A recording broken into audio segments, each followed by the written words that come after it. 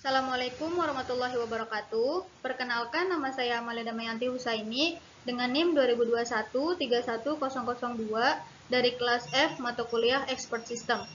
Pada video kali ini, saya ingin mempresentasikan produk yang telah saya buat, yang mana produk tersebut merupakan diagnosis penyakit tanaman berbasis visual prolog.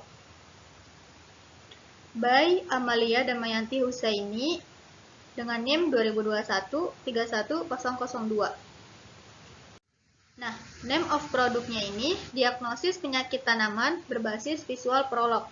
Nah, diagnosis pada tanaman ini membutuhkan seorang pakar atau seorang ahli yang mana nantinya ini akan menghasilkan diagnosis yang tepat.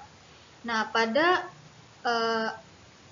pada seorang pakar atau seorang ahli ini memiliki komponen-komponen sistem pakar, yang mana pertama user interface, yang kedua knowledge base, lalu yang ketiga ada inference mekanisme, lalu yang keempat ada faktanya.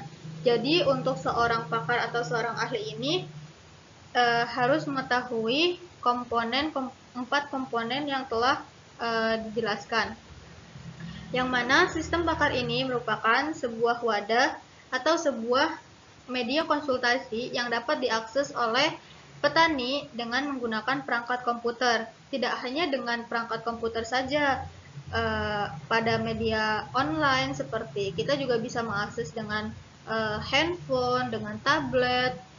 Lalu diharapkan dengan adanya media tersebut dapat membantu para petani untuk meminimalisir kegagalan panen yang diakibatkan oleh penyakit.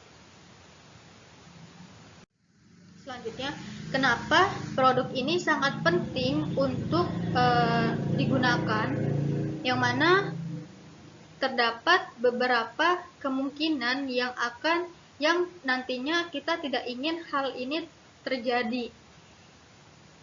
Walaupun nantinya semisal hal ini terjadi, kita bisa mengatasinya. Bagaimana caranya agar kita bisa menanggulangi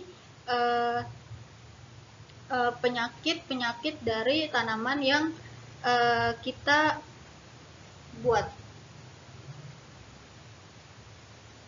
Yang pertama, kemungkinan terserang oleh hama. Nah, tidak hal lain lagi bahwa tanaman itu akan terserang oleh hama. Lalu yang kedua, tidak mengetahui cara penggunaan pupuk. Nah, untuk menghasilkan tanaman yang baik, kita harus mengetahui penggunaan pupuk berapa persen yang baik, air yang baik itu berapa persen, tanah yang digunakan juga yang baik itu berapa persen, seperti itu. Nah, lalu yang ketiga, kemungkinan kekurangan fotosintesis. Nah, yang kita ketahui bahwa apabila pada musim hujan itu kan sangat kekurangan cahaya atau fotosintesis.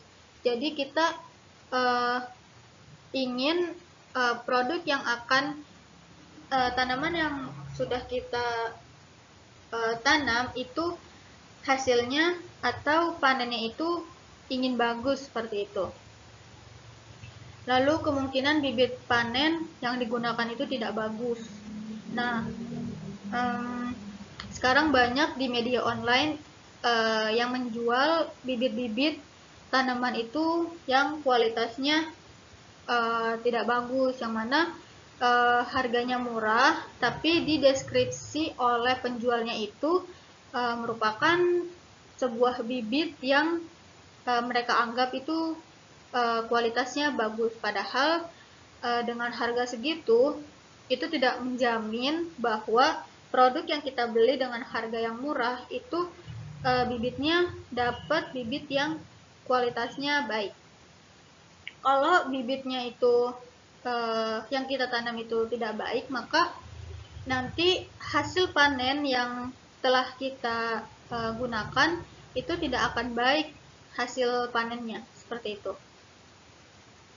Nah, lalu ada konsep dari sebuah produk ini. yang mana tahap pertama ini konsepnya ada sebuah penilaian yang mana dilakukan untuk menentukan hal-hal yang penting sebagai dasar dari masalah diagnosis penyakit tanaman tersebut. Nah, langkah-langkah yang dilakukannya adalah kelayakan kepakaran, ketersediaan pakar, kelayakan perangkat lunak. Nah, lalu yang kedua ada tahap akuisisi pengetahuan, yang mana pada tahap ini dilakukan pengumpulan data mengenai macam-macam penyakit tanaman, gejala-gejalanya, dan cara pengobatannya. Lalu untuk tahap yang ketiga, yaitu tahap desain, yang mana pada tahapan ini merupakan hasil dari tahapan akuisisi pengetahuan, yang mana akan dijadikan sebagai dasar dalam menentukan desainnya. Nah, tahapan ini seperti tabel dasarnya, diagram relasi gejala, penyakit dan solusi, tabel keputusannya, representasi pengetahuan, mesin referensi, perancangan struktur menu, perancangan antarmuka, dan konstruksi.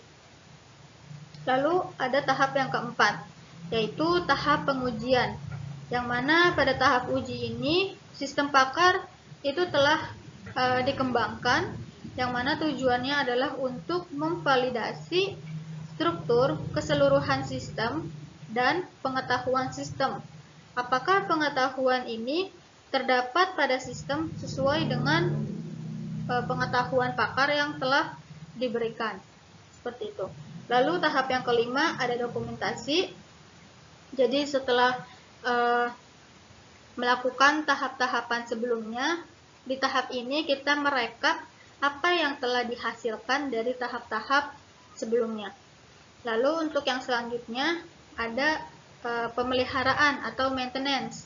Jadi apapun yang telah kita kerjakan, untuk tahap terakhirnya itu kita harus melakukan pemeliharaan. Nah, lalu berikut ada manfaatnya. Yang pertama, mudah diakses dimanapun. Yang kedua, ilmu yang diperoleh itu dapat dipercayai oleh para petani atau masyarakat lainnya yang ingin menanam tanaman. Lalu yang ketiga, mencegah tanaman dari segala penyakit. Dan yang keempat, meminimalisir atau menghemat waktu. Sekian presentasi yang dapat saya sampaikan. Apabila ada kesalahan dan kekurangan, mohon dimaafkan. Terima kasih. Wassalamualaikum warahmatullahi wabarakatuh.